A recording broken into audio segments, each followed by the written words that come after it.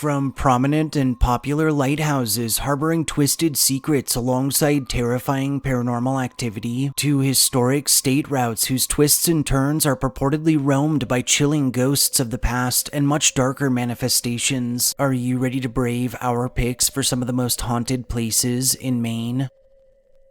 Number 5. The Time and Temperature Building.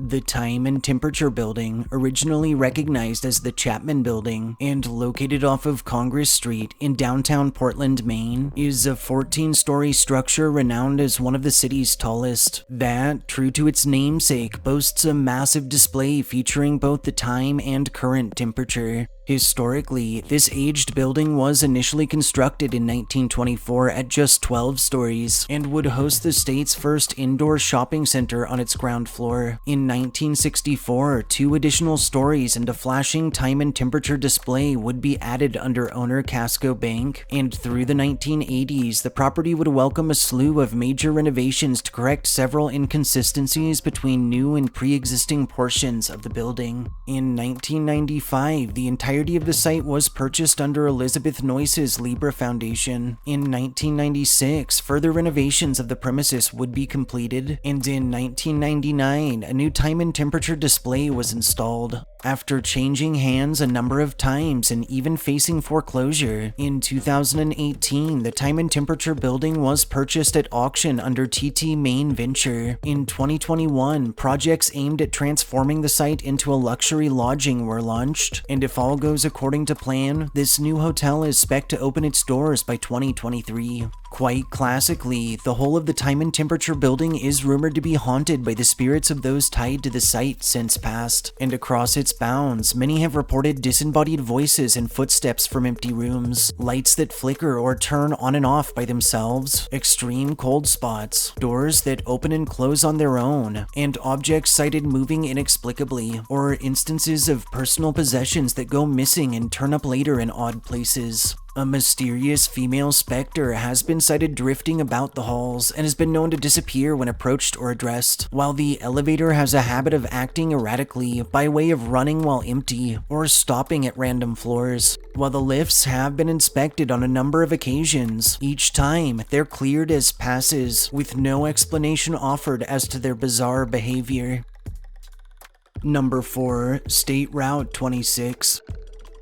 State Route 26, stretching 95.9 miles from downtown Portland, Maine, northwest to the New Hampshire border near Upton, is a major inter-regional route acting as part of the state's web-like system of numbered highways. Historically, 26 dates all the way back to 1922 to when the numbered road marking system was first adopted in New England, though Maine wouldn't officially join this new trend until 1925, and initially, this early route was recognized as the Dixville Notch Way, or officially as New England Route 26, which followed a similar route as our present-day 26. In 1988, and again in 1989, attempts to modify the old drive would be rejected in the wake of numerous disagreements between local parties and town officials, though in 1996, these plans would be resurrected following concerns regarding outdated segments of road that had become dangerous, and following an environmental clearance in November of 1998, construction of the new and modified 26 would be completed by fall of 2004. State Route 26 remains a popular means of transit through the region, and today joins with New Hampshire 26 and Vermont 26 in a multi-state route that spans more than 127 total miles. Through its lengthy existence, State Route 26 has become infamous for its association with an eerie story pertaining to a phantom hitchhiker. The most popular variation of this tale tells that the phantom hitcher is the spirit of the young bride of George Knight, who, in 1856, was slashed to death in her farmhouse off Route 11, and whose manifestation is said to offer predictions or warnings to those who pick her up before fading away mid-drive. Another variation of this fable tells the phantom hitcher is actually the spirit of a young girl who was killed on her way to prom, and whose soul is stuck wandering near the Poland Spring Inn, forever awaiting a ride to a dance already concluded. Much like our first tale, when picked up, this spirit has also been known to vanish mid-drive. A final rendition to this legend tells the ghostly wanderer is really the specter of a bride who was killed in a car accident through the 1930s while rushing to her very own wedding. While various local parties swear by one version of this timeless legend or the other, in more recent times, said disputes have spawned another theory, shedding light on the possibility that all three ghosts might exist separately.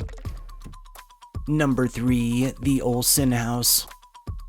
The Olson House, located off of Hawthorne Point Road in Cushing, Maine, is a historic abode renowned for its utilization in an assortment of artist Andrew Wyeth's works, possibly most notable of which being in his 1948 Christina's World, that's now featured at the Museum of Modern Art in New York. Historically, this residence was initially constructed through the late 1700s by one Captain Samuel Hawthorne II, after which it would be passed through his family before, in 1871, being substantially modernized and altered by Captain Samuel Hawthorne IV, and in 1929, following the death of Katie Hawthorne, a direct descendant of our original Captain Hawthorne, the estate would be inherited by siblings Anna Christina and Alvaro Olson. From 1939 to 1968, the old abode would be depicted in a number of paintings and sketches under artist Andrew Wyeth, who'd maintain both a friendship with the Olsons and his own studio on site. Alvaro and Anna Christina would reside on the property until their deaths in 1967 and 1968 respectively, and following Anna Christina's passing, the expanse was purchased later the same year by notable movie director and Wyeth arts admirer Joseph E. Levine. In 1991, the Olson House was donated to the Farnsworth Art Museum, who maintains ownership into the present, and who's continued to offer the prominent expanse up for public visitation. While, as of the release of this upload, the house is currently closed for renovations, for those who just can't wait to get a peek, virtual tours are available from the main website. Chillingly, long-standing local legends paint the Olson House as haunted by the spirits of its many owners, and of those family and friends connected to the property and lives since extinguished, and those living frequenting its bounds have reported lights that turn on and off by themselves, shadowy figures that stalk the living, extreme cold spots, phantom wafts of old-timey perfume, and odd ghostly glows spied through the windows at night that many describe as similar to the light emitted by an old lantern.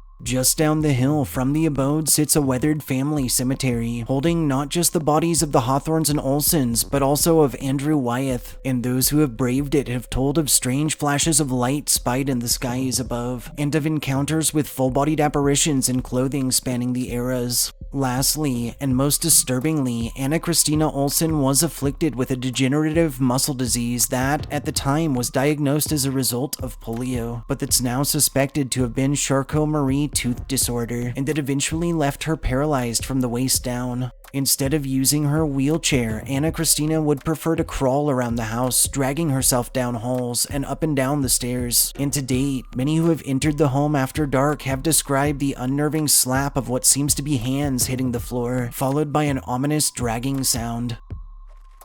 Number 2. The Seguin Island Light Station. The Seguin Island Light Station, located on Seguin Island, just to the south of the mouth of the Kennebec River in the Gulf of Maine, is a historic navigational aid boasting the title of being the second oldest coastal lighthouse in the whole of the state, that's recognized as the only light to still be fitted with a first-order Fresnel lens. Historically, an official beacon was first established in 1795 under petition of the Massachusetts authorities, at a time in which this portion of Maine was still, in fact, part of Massachusetts. An initial wooden tower would be erected in 1797, though it would quickly be replaced by a stone tower in 1820, and in 1857 our current light structure was completed alongside a number of additional outbuildings spanning the island. In 1985, the Seguin Island Light Station was fully automated, and over the years, its housing would be transformed into a popular seasonal museum, operated under a non-profit, open to the public by way of scheduled ferry rides from Popham Beach in PHIPPSBURG. More recently, in April of 2019, the Seguin Light was officially deactivated by the Coast Guard due to issues with a power cord, and is currently awaiting the installation of a generator and eventually solar panels. However, in in the meantime, the Coast Guard has situated a temporary solar beacon to act in the Great Old Light's stead. In the present, the Seguin Island Light Station site is located atop the island's highest point and includes the light itself, a fog signal building, a keeper's residence, an oil house, and a tramway utilized for ferrying supplies from shore. Chillingly, the whole of this weathered spit has long been surrounded in ghost stories and sea fables regarding its strong resident paranormal activity, and those who have frequented its bounds have reported disembodied voices and footsteps heard from empty spaces, odd shadowy figures spotted lurking in aged structures, and objects sighted moving on their own or that go missing only to turn up later in odd places. One more popular tale associated with Seguin tells that sometime through the mid-1800s, one of its keepers noticed his wife was beginning to tire of the seclusion, and in attempting to aid her from her boredom, he purchased her a piano to give her something to do through her days.